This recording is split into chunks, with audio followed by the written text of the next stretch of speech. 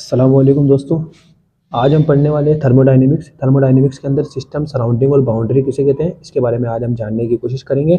और इंशाल्लाह कोशिश तो पूरी यही रहेगी कि आज हम इस तरह से पढ़ के जाए कि सीधा कल एग्ज़ाम में लिखे तो सीधा दोबारा रिविज़न करने की भी ज़रूरत ना पड़े, हमें सीधा दिमाग में जाकर ये स्टोर हो जाए। सबसे पहले बात करते हैं सिस्टम की। तो सिस्टम क्या है पहले मैं समझा देता हूँ, फिर इसकी लैंग्वेज को पढ़ दूंगा। सिस्टम क्या है? हर वो हिस्सा जिस पर हम काम कर रहे हैं, मतलब जिस भी हिस्से पर हम काम कर रहे हैं, जिस भी हिस्से में हम इन्वेस्टिगेशन कर रहे हैं वो सिस्टम है। उसके अलावा यूनिवर्स का जितना भी बचा हुआ भाग है वो सब सराउंडिंग है। जैसे देखो, एनी स्पेसिफाइड पार्टीशन या any specified portion of universe under investigation is called system and the rest universe is called surrounding. अब इसके अंदर भी सिस्टम और सराउंडिंग को बांटने वाली जो बाउंड्री होती है उसको हम कहते हैं बाउंड्री। अब ये रियल भी हो सकती है, इमेजिनरी भी हो सकती है। कैसे? जैसे द रियल और imaginary surface that separates the system from its surrounding is called boundary. अब बाउंड्री क्या है? अब यूनिवर्स के अंदर दो चीज है, एक तो सिस्टम और दूसरा सराउंडिंग।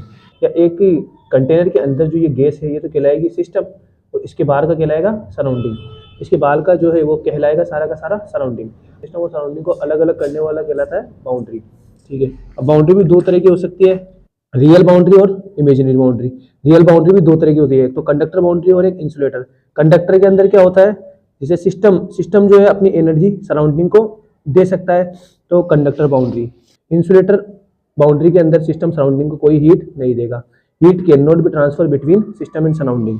अब टाइप्स ऑफ सिस्टम की बात करते हैं तो basis of exchange of energy and mass, इसमें पहला है ओपन सिस्टम। ओपन सिस्टम वो सिस्टम है जिसके अंदर मास भी एक्सचेंज हो सकता है और एनर्जी भी एक्सचेंज हो सकती है। As open system is defined as in which the mass and energy can be transfer to its surrounding. जैसे कि एग्जांपल के तौर पे एक ओपन बोतल,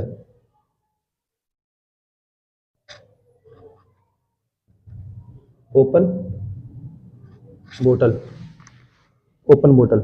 इसी प्रकार सेकंड है क्लोज सिस्टम। क्लोज सिस्टम के अंदर मास तो ट्रांसफर नहीं हो सकता, लेकिन जो एनर्जी है वो ट्रांसफर की जा सकती है सराउंडिंग को सिस्टम से। A close system is defined in which mass is fixed, no mass can cross the boundary of system. यानी कोई भी मास बाउंड्री से बाहर नहीं जाएगा सिस्टम की। And energy can be transfer to its surrounding, लेकिन एनर्जी ट्रांसफर की जा सकती है।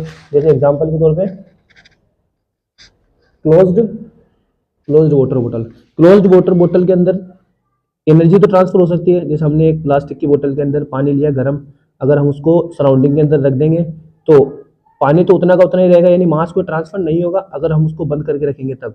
लेकिन एनर्जी थोड़ी देर बाद में वो क्या हो जाएगी, ठंडी हो जाएगी, एनर्जी का ट्रांसफर हो सकता है। अब तीसरा है आइसोलेटेड सिस्टम। अब आइसोलेटेड सिस्टम के अंदर क्या होता है, आइसोलेटेड सिस्टम के अंदर ना तो एनर्जी ट्रांसफर होगी और ना ही हीट मास ट्रांसफर होगा, दोनों ही ट्रांसफर नहीं होगा। In isolated system is defined as in which the mass is fixed and as well as energy cannot be transferred to its surrounding। जैसे कि आपने देखा होगा थर्मस की बोतल वगैरह आती है, ये सारी की सारी क्या है, आइसोलेटेड सिस्टम का एक एग्जांपल है। अब इसमें एग्जांपल भी देखा ओपन सिस्टम का, जैसे टेस्ट ट्यूब वगैरह हो, ओपन सिस्टम का एग्जांपल। क्लोज सिस्टम का वाटर बोतल हो गई, लेकिन बंद होनी चाहिए, तो ये क्लोज सिस्टम का एग्जाम्पल। आइसोलेटेड सिस्टम का थर्मस फ्लास्क वगैरह जो होते हैं ये आइसोलेटेड सिस्टम के एग्जाम्पल होते हैं। अब अगर हम बात करें प्रॉपर्टीज की तो दो तरह की प्रॉपर्टीज होती है, एक तो होती है इंटेंसिव, एक होती है एक्सटेंसिव। यानी इंटेंसिव प्रॉपर्टी तो वो है जो कि मास ऑफ सब्सटेंस के ऊपर डिपेंड नहीं करती, यानी आप कितना भी मास को चेंज कर लो लेकिन चेंज नहीं होगी। और एक्सटेंसिव प्रॉपर्टी वो प्रॉपर्टीज होती है जो कि अमाउंट ऑफ मैटर या मास ऑफ सब्सटेंस पर डिपेंड करती है। तो अब हमें पता कैसे लगेगा कि कौन सी प्रॉपर्टी एक्सटेंसिव और कौन सी प्रॉपर्टी इंटेंसिव? तो अगर हम इसकी बात करें तो हमारे पास एक ट्रिक है इसको समझने के लिए।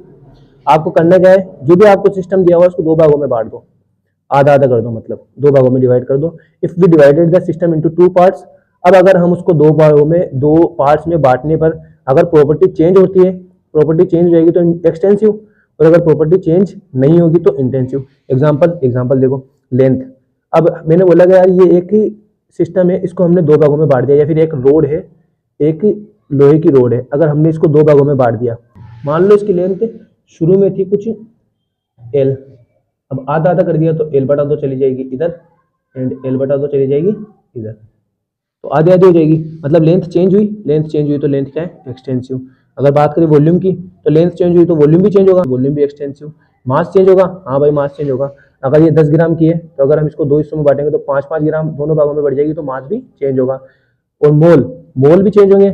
मान लो इसके अंदर 10 मोल है तो आधा आधा बांटेंगे तो 5-5 मोल हो जाएंगे, तो ये मोल भी एक्सटेंसिव है, एरिया भी एक्सटेंसिव। डेंसिटी, अब डेंसिटी क्या है, डेंसिटी इंटेंसिव प्रॉपर्टी है, डेंसिटी चेंज नहीं होगी। दूसरा है एक्सटेंसिव और एक्सटेंसिव का रेशियो हमेशा क्या होता है, इंटेंसिव प्रॉपर्टी होता है। इंटेंसिव प्रॉपर्टी जो है वो ऐड नहीं की जा सकती नेचर के अंदर, लेकिन जो एक्सटेंसिव प्रॉपर्टी उसको ऐड किया जा सकता है। जैसे कि मोलरिटी, मोलरिटी क्या है, मोल अपॉन वॉल्यूम। ऊपर मोल आया, हाँ मोल एक्सटेंसिव है, वॉल्यूम है, वॉल्यूम भी एक्सटेंसिव है, तो एक्सटेंसिव अपॉन एक्सटेंसिव क्या मिल गया, इंटेंसिव। एक्सटेंसिव और एक्सटेंसिव का रेशो हमेशा हमें इंटेंसिव प्रॉपर्टी देगा। जितनी भी टाइप की कंसंट्रेशन है सारी की सारी इंटेंसिव प्रॉपर्टी है। ऑल टाइप्स ऑफ एनर्जी, जितनी भी टाइप की एनर्जी है सभी के सब क्या है, एक्सटेंसिव प्रॉपर्टी है। जैसे kinetic energy, potential energy, internal energy, enthalpy, Gibbs free energy, सारी की सारी एक्सटेंसिव प्रॉपर्टी के एग्जांपल है। एनर्जी की बात करें तो एनर्जी पर मोल या पर ग्राम, अब एनर्जी के अंदर हमने पर मोल या पर ग्राम कर दिया तो एनर्जी एक एक्सटेंसिव प्रॉपर्टी। एक्सटेंसिव प्रॉपर्टी के अंदर पर मोल, मोल भी एक्सटेंसिव और ग्राम भी एक्सटेंसिव, तो पर मोल और पर ग्राम करोगे तो एक्सटेंसिव अपॉन एक्सटेंसिव का रेशियो बनेगा, जो कि क्या दे देगा हमें, intensive property. All type of constant is example of intensive